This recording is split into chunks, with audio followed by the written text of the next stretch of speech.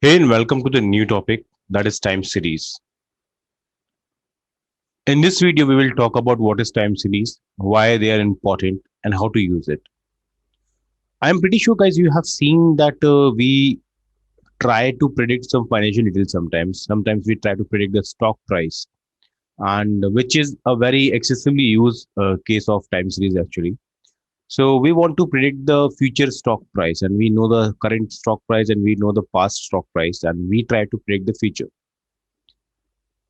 There, in this case, we only have one thing common, that one axis, and the main axis that we have is time only. So this axis is only time.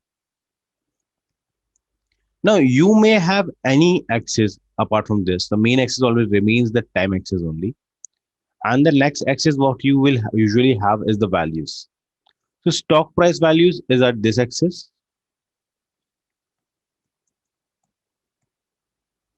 and you have your time and the other axis. So what really happens?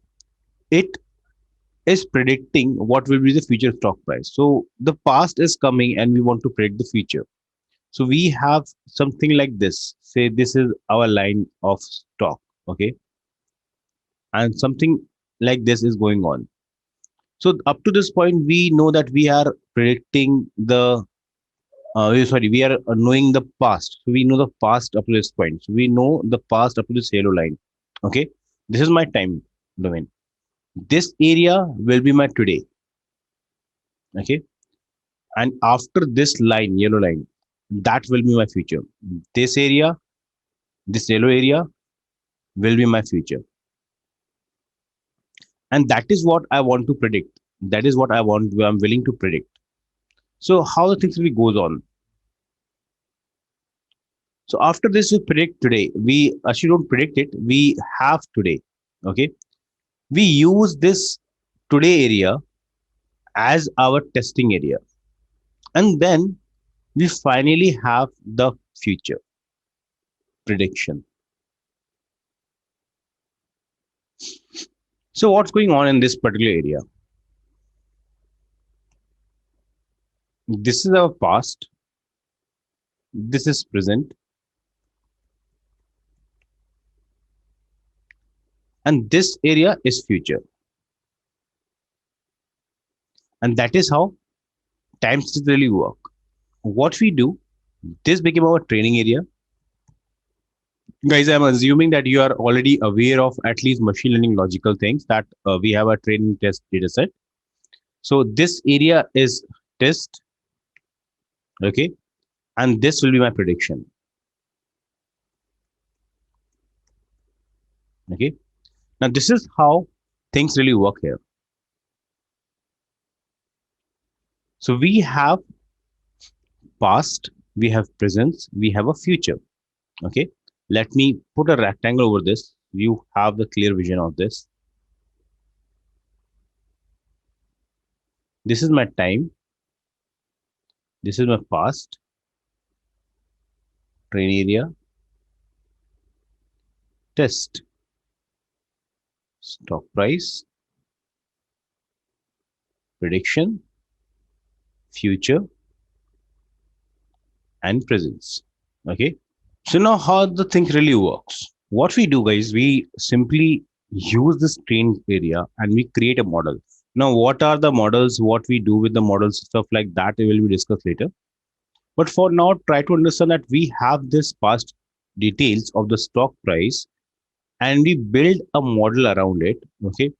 We have something called seasonality and trend in the data set that we will discuss later in depth. But right now, try to understand if the trend is there, then things will either go up or down. The seasonality means the repetition of a particular area again and again on an annual basis or monthly basis or something like that. Now, stock price does not really entertain any of those.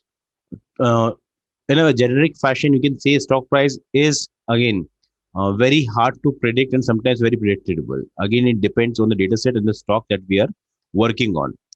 So when we start working, we have our training area, the past area, then we have our test area, the present area, and then we have our prediction area, which is the future area. So we predict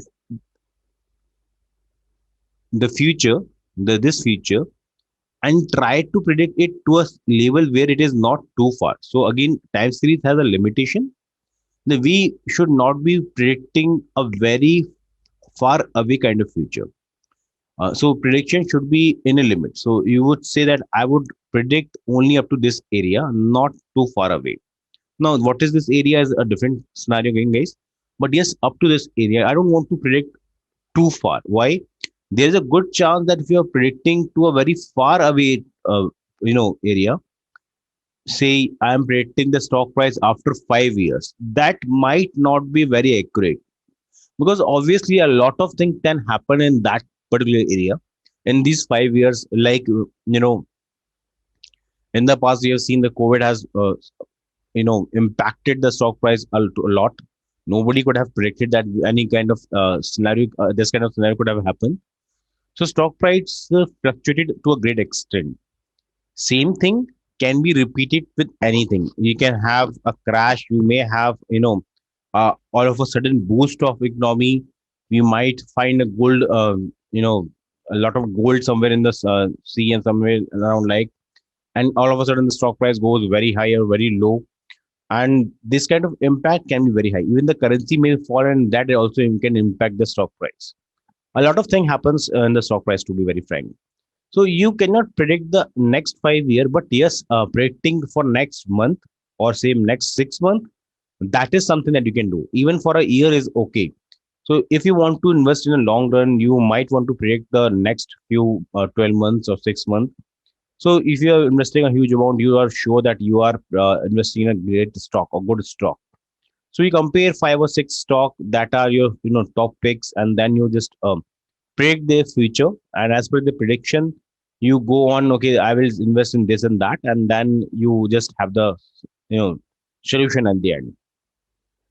That is how things really goes on in the market, and that is how time series really work. So this is the main gist of time series, how the time series really work and how they really are responsible for finding you the future stuff. The main thing that you need to capture at this moment is time series is why so far you can see the main axis is time only. So time will be your main axis for always. Okay. So time is your main axis and you have to predict around your time axis. Okay.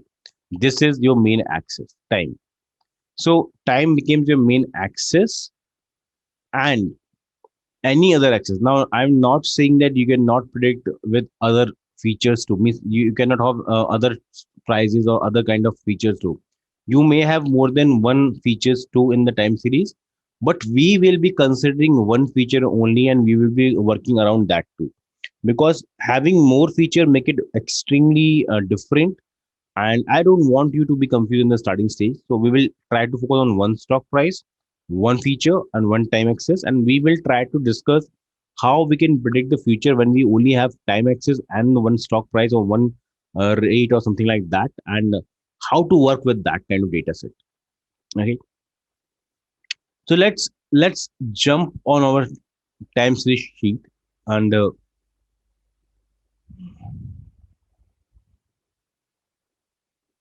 now we have some important points that time series is a sequence of observation over a certain period of time. A univariate time series. Now, guys, univariate is when you have only one features involved of a value taken by a single variable at predicted time instance over a period. Okay, a multivariate time series consists of value taken by multiple variables at some period of time instance of over a period. So multivariate time series is also there, univariate time series is also there. Our project will be focused more on univariate, so we get the clarity or the basic concept. If you have the core, then multivariate is not a big deal. You can easily work on that. You just need to plot multiple lines. That's it. So time series has four major components that you need to know: the level of it, the trend, the seasonality, and the noise. Okay. Now it means the value around which the time series varies. Okay, that's your level. Trend is the increasing or decreasing behavior of the variables. So as I told you before, that time the values may go up or down. So trend is nothing. It is like this or this. Okay, this is going down trend. this is going uptrend. Okay, that is how the trend works. Seasonality, it's a cycle behavior of the time series. Now, seasonality means, guys, if you have, suppose I'm explaining the seasonality. So, suppose you have a data set and then you have a fluctuation. Okay, then you have some data set, then you have fluctuation. So, every few months you have this fluctuation. Okay, this kind of data set is called seasonality. Do you see this peak? It comes after a particular interval of time. So, that means it is a seasonal data. Suppose this is 1 year, this is 1 year, this is second year, maybe it is the sales of gift. Okay, so every time at December, okay, when the Christmas is there, we see a peak in the sale of gift items.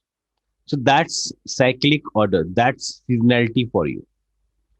And there is something called noise. Now, guys, noise is like this, means you may have any kind of data. Now this data has no trend, no seasonality, nothing. It is just a straightforward noise. These kind of data areas are not really useful. We cannot really use it anywhere in any way. But yes, we have to, go with it. So these are the factors that we need to know. So time series has four main component, and time series basically the observation of the data at a certain amount of period of time. And we have trend, seasonality, and noise and label. Label is basically the how the values of the time series varies as per the series values.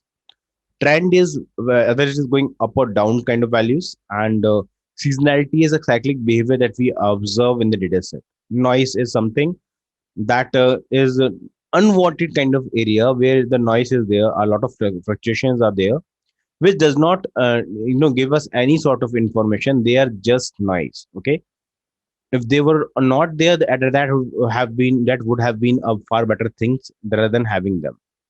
Now this is how the work is done in time series. Now let me now we have a lot of kind of models in the time series that we will discuss in the coming time. Again, I don't want to discuss the models in the first video on itself, but yes, we need to understand few so let's go to the important points that we should know about time series. So in the time series, the amount of data that we are having, that we use to predict the data set, or you can say predict the future, that should be good. It should not be like, yeah, you have just 1 month of data and you are trying to predict a 1 year of forecasting. That is not practical. But if you have 10 years of data and you want to predict 1 year next coming year, that is okay. Okay, so the ratio is usually 9:1. 9 for the training part, 1 is for the forecasting part. And short duration, again the forecasting is good. Again, the spelling is wrong. So forecasting only for short duration is okay. So you should not be forecasting for a very long duration. That will never.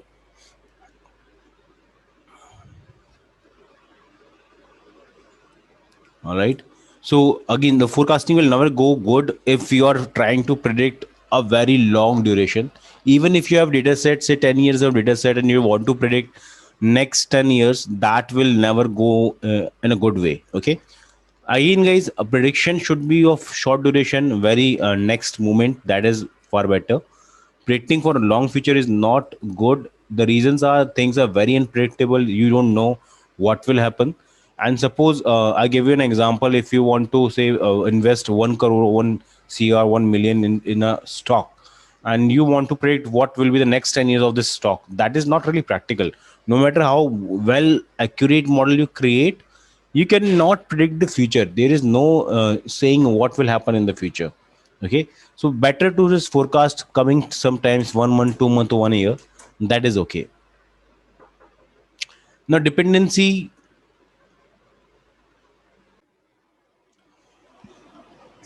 of the previous data, that is guys, if we are predicting something, that should have some sort of dependency. So it is like that. You can say that we if we are predicting say one point, so we are predicting this point, and we have other points too. We have other points in the past. Okay, so this point should depend on this point should depend on this point, and that should be so some sort of dependency of data on each other. should be there. That is really required. Okay. And there should be no gap. It should not be like that gap series is like this and this area is completely lost and then it continue from here. This area is missing. That means you cannot use the dataset as a time series. Okay. That is a restriction that we have. Forecasting too long in the future usually not good. As I told you before, guys, same point again. Don't try to predict a very long future. If you have 1 year of data, 1 week of prediction is good, 1 day of prediction is good, even 1 month is okay, but not more than that. That is more above that is not suggested. To forecast, use a stable part of the series. Now, guys, we have this kind of series, then we have this kind of areas, then we have this kind of series. Okay, so these are pretty stable. You can say these are not really stable. You ignore the unstable part. Now, guys, I'm not saying this is a purely stable area. Yes, we have to do a lot of study on this stability and non-stability. It is more of a called stationary data set, but yes, we will talk about that later. And we have to check that, we have to mind that, and we have to work accordingly. So let me remove all this. Let me scroll down for you. And guys, if in a test train use most recently part of the test and data is continue not random, it means the data should be continuous data. As I told you, there should be no gap, there should be no random points taken. The data should be like 1 day, 2 days, 3 days, 4 days, like that in a sequence. Continuous data should be there, and the test part will be the most recent part. So if I am predicting something, I want to make the test area for today or yesterday, or not long or not more behind than that. Okay, if you use test data like that, that will be giving you a better result and clarity at how well the model is performing. So you have 10 years of data. So this year will be taken as test year, and the remaining 9 years will be taken as training part, and the coming next year will be the future that we are going to predict. How to prepare data? We have to done a few things to convert our data into the time series object. Now let me clear this. It is not really that much visible at the moment. Let me make it like this.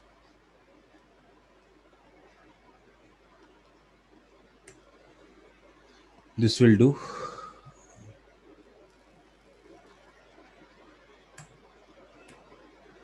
All right.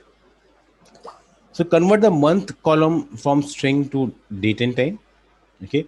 So whatever month column you have, you convert that to a date and time. Now, guys, this is how we prepare our data set for the time series.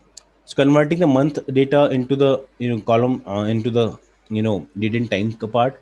Set the transform date time column as the index. So you make the time column as the index. Extract year, month, weekdays from the index and store it in a new column. So you create new columns features from dataset. You extract the values as per your week, days, month, and stuff like that. You create new column, and then you can do further R&D on that too. Now again, extracting that part is not really that much necessary at the moment, but yes, we have to convert the time column into the index and converting into parse it into data time column. That parsing part and the stuff will be covered specifically when we do the coding in pandas and when we import the data set. I will show you how to parse, how to control that parsing part too. Okay, that is the pure core knowledge that we need to know before we can do anything for the time series part. Now, guys, again, uh, we have discussed the level, seasonality, and noise. Okay, trend two. We have discussed that how to prepare our data set when we have the data set and how to convert the data time column and where to put it and how to use it. We discussed the important point of the time series that we need to mind when we are working on it. We discuss what is time series. These are the points that we have discussed in this video. In the next video, we will try to do a little bit, work with the data set. I will also talk about the kind of model that we need to know in the time series and what to do. Okay, so these are the few data set that we have. Models that we have we can use, and we will use few of these models. Again, LSTM is the deep learning model, so we cannot really use every model at the moment, but we will do that LSTM part when we reach to the deep learning part. So Dickey Fuller test and all the seasonality, autocorrelation, and ARIMA model, seasonal ARIMAX model, V ARIMAX ARIMA model. We will talk about all these models, how they really works, what are they, and a lot of theory is about to come. We have to create a proper video for model only, so we can discuss all kind of models that we have, and which model to pick at what position, what are the specialty of the models, and what is ARIMA, ARIMAX, and AR, MA, and I part of it. We will discuss all that. So in the coming video, you will see all these things and how they really work. And yes, we will discuss a lot of coding and errors that we have to resolve, how to convert and parse the dataset and stuff like that. So let's get prepared, buckle up, and strongly recommend that you create a separate sheet for this time series projects, because you don't want to mix it with the normal dataset. One more thing that we need to understand when you're working on it, it is an extension of a regression. We know the regression, but in regression we have multiple features. In time series we have our main axis as time, and hardly one feature is there that we want to predict. So target value and the time column is there, and we want to predict the future. So we cannot use regression in this kind of scenario.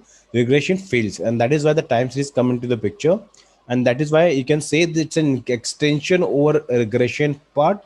So if you have any you can say if the regression is not clear to you, have any doubt in regression, it will be a good time to revise the regression and how regression really works. The understanding of regression line can help you a lot to understand the time series line. Okay, so that is all. Let's see you in the next video, guys. This is all for the video. Thank you. Now, after understanding the time series techniques and the way we have to know about the trends and the seasonality and stuff like that, let's discuss the modeling part.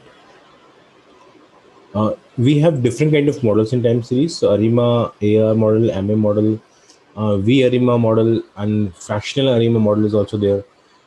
We also have an LSTM model, which is again more to the deep learning part and less towards the machine learning part. But let's discuss all of them. So naive-based method, these are the simple estimator techniques such as predicted value in given the value. So basically it's given the value to mean of the preceding values of the time dependency variable. Now reading the whole para doesn't going to make much sense, but again, we can say that these are not very decent model or very good model, but they do a raw job or rough job or getting the job done. Okay, so what they really do, basically describe the time dependency variable and previous actual values, and they just simply see the comparison and give you the result. That's it. And that is why the name term is used for them, because they don't really consider any relation, anything like that.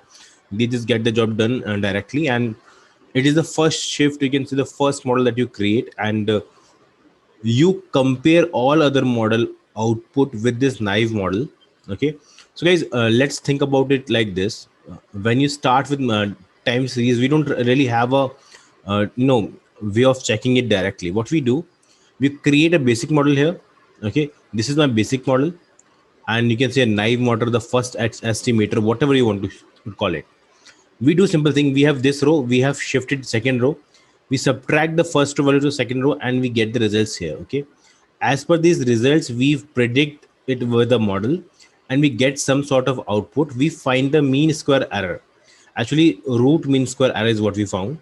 Okay, we find the RMSE. Okay, after finding the RMSE of naive model, or you can see the estimate model, the basic model, we move forward. Okay, and create our ARIMA model. Now ARIMA depends on several things that we will discuss later, but we use other models, say ARIMA model, and then we again calculate RMSE for ARIMA model. Okay, the aim here are few things.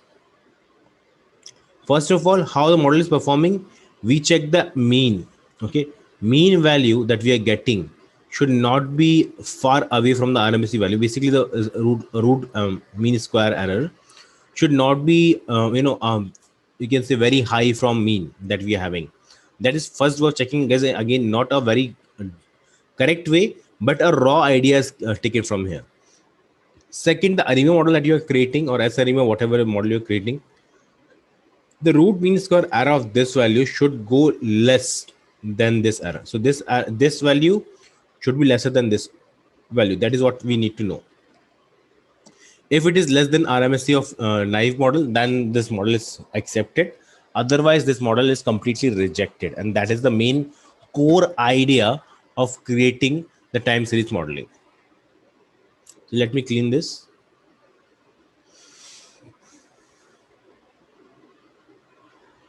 So next is ARIMA model. Now, what ARIMA model does, it simply do a simple thing. It tells you that you have a combination of ARIMA and moving average and integrate at the center. Before that, we need to understand auto regression, that is AR model, and then moving average model too. So I give you a basic idea before reading the value. Actually, I give you a basic idea. One uses the error to predict the future, and one uses the past value to predict the future. So Arimax, that is. So auto regression first. So auto regression basically, regression predict the value of the future time period as a fraction function of a value at previous time period. Basically, it checks the old time period to give the results for this time period, and the prediction of the auto regression may fit the data better than the naive model. But if it not able to account for seasonability, again guys, seasonability is one thing that will play a great role very soon, and we will explain you all the things about that. But guys, again, it says the same thing, that it is using the past value to predict the future values, and again, regression may fit to the data better than the naive model. That is a basic model that you have created. And if it is not able to account the seasonality, then yes, the things may change. Seasonality is nothing, guys. If we have a time series value, so basically, if we talk about time series values, okay, I told you already that that pattern that is repeating is basically the seasonality. So if the seasonality is present, the way of doing things changes a lot. Okay, and the seasonality is not there, and the only trend is there. Okay, only trend is there. The upgoing trend is there. Okay, so then the things are different for us. Now, so ARIMA model and as autoaggressive integration moving average. So basically, it is a combination of these three. Okay. Now, guys, moving average is also need to be discussed. The moving average model is basically it checks takes the error in the countability, and then it try to predict the value of the future by using the error part. Okay. So model of the value variable as a linear function of the previous value and residue error at the previous time step of the stationary time series. However, the real world data may be non-stationary and have stationarity. Thus, seasonal ARIMA model and fractional ARIMA were developed. ARIMA work on univariate time series to handle multivariate. We use VARIMA was introduced. So when we have multivariate time series, we use VARIMA, and when we have univariate time series, we use ARIMA model.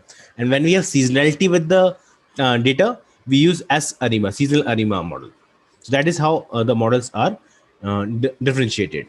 Exponential smoothing, it models the value of the variable as an exponential weight linear function of previous value.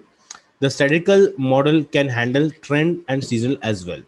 So this is also a way of doing it. Now, as LSTM, long short-term memory use model, is in recurrent neural network. Guys, again, it's in deep learning part, which is used to offer time series to account for long-term dependency.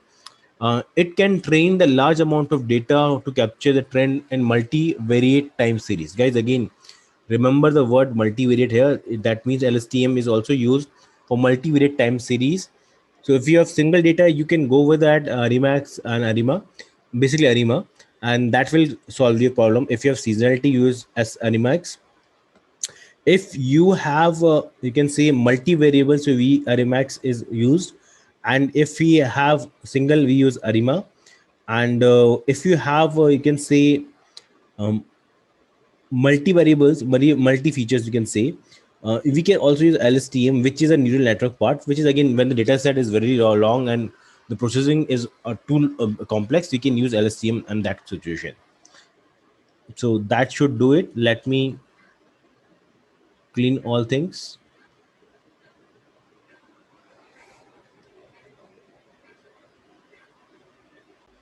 So the frame of where we are going to cover this time series is that we will discuss these methods, excluding the LSTM. Obviously, it will be in the deep learning part. So definitely, you need to understand the neural network far before that you can understand LSTM. So it will be a later topic. So leave this part for now. We will discuss autoregression, moving average, which is very rarely used.